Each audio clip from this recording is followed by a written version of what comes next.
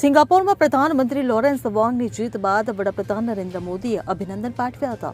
મોદીએ બંને દેશો વચ્ચેની ભાગીદારીની પ્રશંસા કરી અને દ્વિપક્ષીય સંબંધોને વધુ ગાઢ બનાવવાની પુનઃપુષ્ટિ પણ કરી હતી. જોઈએ સમગ્ર અહેવાલ.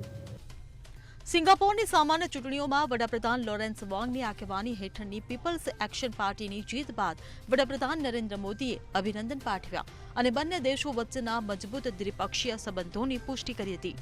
વડાપ્રધાન મોદીએ ભારત અને સિંગાપોર વચ્ચેની ભાગીદારીની પ્રશંસા કરી હતી.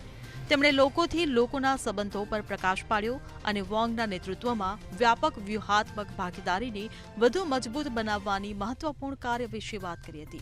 પીએમ મોદીએ એક્સ પર પોસ્ટ શેર કરતા લખ્યું કે સામાન્ય ચૂંટણીઓમાં તમારી શાનદાર જીત બદલ હાર્દિક અભિનંદન. ભારત અને સિંગાપોર વચ્ચે લોકો વચ્ચે ગાઢ સંબંધો પર મજબૂત અને બહુપક્ષીય ભાગીદારી છે. હું અમારી વ્યાપક વ્યૂહાત્મક ભાગીદારીને આગળ વધારવા માટે તમારી સાથે નજીકથી કામ કરવાનું ચાલુ રાખવા માટે આતુર છું. 1959થી સત્તામાં રહેલી આ પાર્ટીએ 2020ના પ્રદર્શનમાં નોંધપાત્ર સુધારો કર્યો હતો. 97 સંસદીય બેઠકોમાંથી 87 બેઠકો જીતી લોકપ્રિય મતનો હિસ્સો 65.6% હાંસલ કર્યો હતો. વોંગ પહેલીવાર 2011માં સંસદ સભ્ય તરીકે ચૂંટાયા હતા.